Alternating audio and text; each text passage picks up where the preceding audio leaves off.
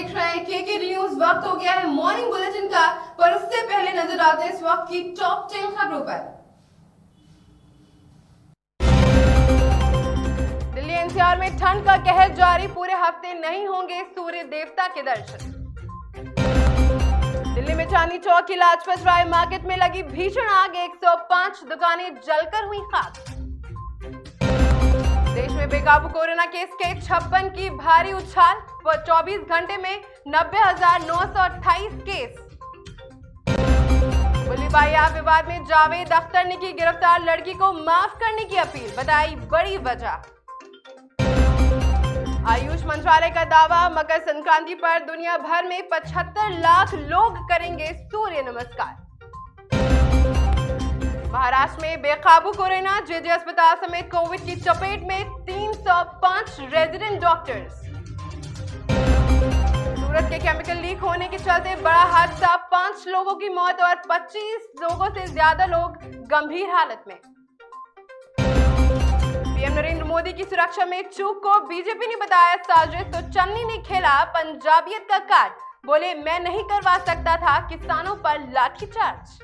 3 साल बाद एक्टिंग के मैदान में उतरी अनुष्का शर्मा, अपकमिंग फिल्म का फर्स्ट लुक हुआ रिलीज। भारती सिंह ने फोटोशूट में फ्लॉन्च किया बेबी पंप, प्रेगनेंसी ग्लो देख चौंक गए फैंस। अब चलिए नजर आते इस वक्त की कुछ बड़ी खबरों पर। देश भर में कोरोना के मामलों में जबरदस्त उछाल देखा गया है। वहीं यूपी की राजधानी लखनऊ में प्रधानमंत्री नरेंद्र मोदी की 9 जनवरी को होने वाली चुनावी रैली पर भी कोरोना का साया पड़ गया है। सूत्रों के मुताबिक पीएम नरेंद्र मोदी की लखनऊ की रैली रद्द हो सकती है। इससे पहले कांग्रेस पार्टी ने भी मैराथन रैलियों से किसानों का किनारा कर दिया था और चुनाव की रैलियों को रद्द कर दिया था। इसी बीच सूबे में कोरोना के बढ़ते मामलों के मद्देनजर नए पाबंदियों का ऐलान किया गया है, जिसके तहत आज से नाइट कर्फ्यू लगाने का फैसला किया गया है। सबसे बड़ा चारा घोटाले की सुनवाई सोमवार को होनी थी। ये सुनवाई सीबीआई के विशेष न्यायाधीश के कोरोना पॉजिटिव हो जाने के चलते टल गई है। अब ये सुनवाई आज से होगी। इस चारा घोटाले में राजद सुप्रीमो लालू यादव समेत 102 लोग आरोपी हैं। वहीं बताया जा रहा है कि इस मामले की जल्द सुनवाई कर इस माह ही कोर्ट फैसला सुना देगा। मामले की सुनवाई कर रहे सीबीआई में विशेष न्यायाधीश एसके शशि कोरोना संक्रमित हो गए हैं।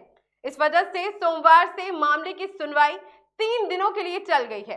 अदालत ने अगली तारीख 6 जनवरी यानी कि आज निर्धारित की है।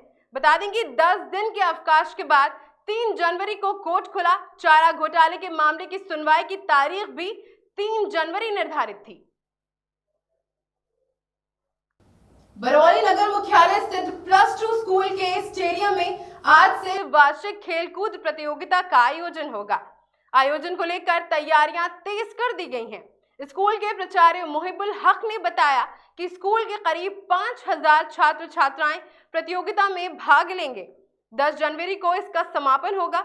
उन्होंने बताया कि प्रतियोगिता के दौरान दौड़, लंबी कूद, गोला प्रक्षेपण, तावा प्रक्षेपण, भाला प्रक्षेपण, ऊंची कूद, साइकिल रेस, म्यूजिकल चेयर प्रतियोगिता समेत अन्य एथलेटिक खेलों का आयोजन होगा। स्टेडियम में ट्रैक को तैयार कर लिया गया है। साफ सफाई लगातार कराई जा रही है। बता दें कि प्रतियोगिता की शुरुआत मार्च 5 से की जाएगी। मंगलवार को बिहार के मुख्यमंत्री नीतीश कुमार की अध्यक्षता में क्राइसिस मैनेजमेंट ग्रुप की बैठक बुलाई गई और इसी बैठक में सीएम ने सूबे में नाइट कर्फ्यू लगाने का निर्णय लिया। जो खबर निकलकर सामने आ रही है उसके मुताबिक बिहार के मुख्यमंत्री नीतीश कुमार जनता दरबार भी नहीं लगाएंगे, यानी कि जनता के दरबार में मुख्यमंत्री कार्यक्रम को अगले आदेश तक स्थगित कर दिया गया है। साथ ही समाज सुधार अभियान को भी स्थगित कर दिया गया है। आपदा प्रबंधन समूह की बैठक में नाइट कर्फ्यू लगाने का फैसला लिया गया है। बिहार में नाइट कर्फ्यू आज से 21 जनवरी तक लागू रहेगा, जो रात्रि 10 बजे से सुबह 5 बजे तक प्रभावी रहेगा।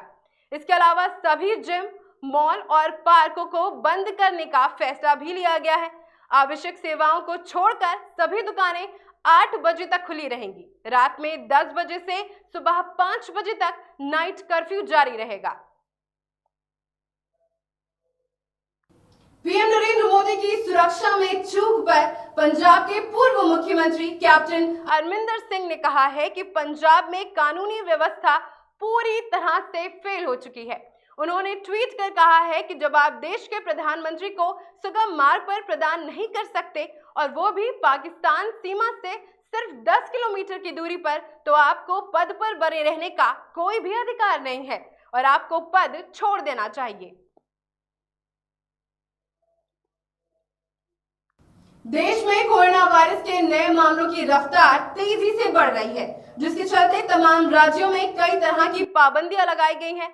अब स्वास्थ्य मंत्रालय की तरफ से बताया जा रहा है कि कोरोना के नए वेरिएंट ओमिक्रॉन की वजह से दुनिया भर में कोरोना केस बढ़ रहे हैं। वहीं भारत में भी ओमिक्रॉन से पहली मौत की पुष्टि हुई है। साथ ही ये भी बताया गया है कि 4 जनवरी को दुनिया भर में देशों में 25 लाख से ज्यादा केस दर्ज हुए, जो कोरोना के अब तक के सबसे ज्यादा मामले हैं। स्वास्थ्य मंत्रालय की तरफ से जिलों में मौजूद कोरोना मामलों की जानकारी देते हुए बताया गया है कि 56 जिलों में केस पॉजिटिविटी रेट 2.5% से अधिक हो गई है। अलग अलग राज्यों के जिलों में केस लगातार बढ़ते नजर आ रहे हैं। बता दें कि मुंबई में तेजी से कोरोना मामले बढ़ रहे हैं। जम्मू कश्मीर में भारी बर्फबारी जारी है। ऐसे में खबर है कि खराब दृश्यता के कारण बुधवार को श्रीनगर अंतर्राष्ट्रीय हवाई अड्डे से सुबह की उड़ानों को रद्द कर दिया गया। ये लगातार दूसरा दिन है जब खराब मौसम और बर्फबारी के कारण उड़ानें प्रभावित हुई हैं। वहीं खराब मौसम के कारण प्रशासन की ओर से सलाह दी गई है कि श्रीनगर जम्मू राष्ट्रीय राजमार्ग पर यात्रा ना करें। वहीं उड़ान को लेकर अधिकारियों ने कहा है कि जैसे ही दृश्यता में सुधार देखने को मिलता है, उड़ानें फिर से शुरू कर दी जाएंगी। श्रीनगर हवाई अड्डे के अधिकारियों ने बताया, श्रीनगर अंतर्राष्ट्रीय हवाई अड्डे से सुबह की 8 उड़ानों को रद्द कर दिया गया है, जबकि 2 खराब दृश्यता के कारण देरी से चल रही हैं। 5 राज्यों में चुनावी तारीखों के ऐलान के साथ ही केंद्रीय चुनाव आयोग बड़ी जनसभाओं और रोड शो पर रोक लगाने पर विचार कर रहा है। जी हां, केंद्रीय चुनाव आयोग में हुई बैठक में इस मुद्दे पर भी चर्चा हुई और मुमकिन है कि चुनावों की तारीखों के ऐलान के साथ ही चुनाव आयोग इससे जुड़े फैसले का भी ऐलान कर दे। एक तरफ देश में कोरोना के मामले लगातार बढ़ रहे हैं, लेकिन दूसरी तरफ रोजाना हजारों लाखों की भीड़ वाली रैलियों की तस्वीरें लगातार सामने आ रही हैं।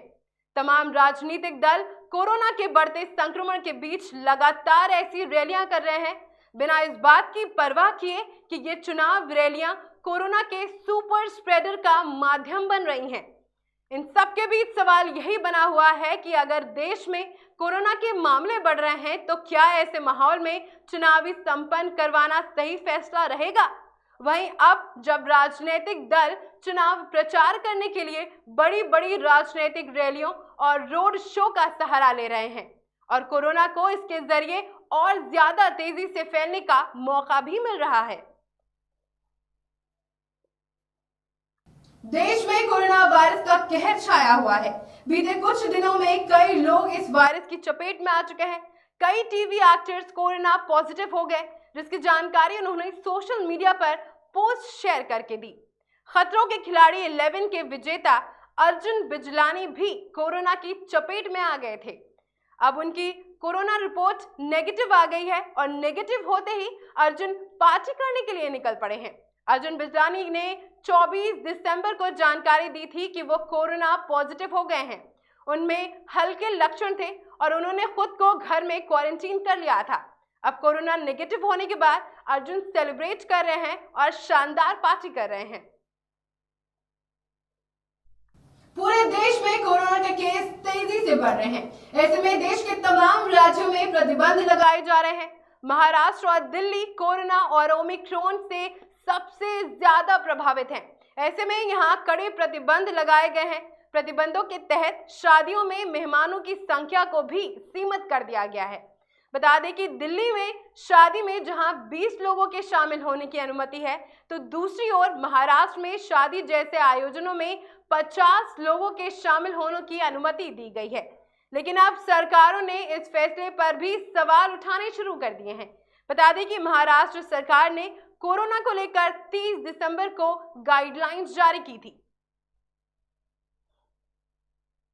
मॉर्निंग बुलेटिन में फिलहाल बस इतना ही। देश और दुनिया की तमाम खबरों के लिए बने रहें हमारे साथ और देखते रहें खबरों की दुनिया।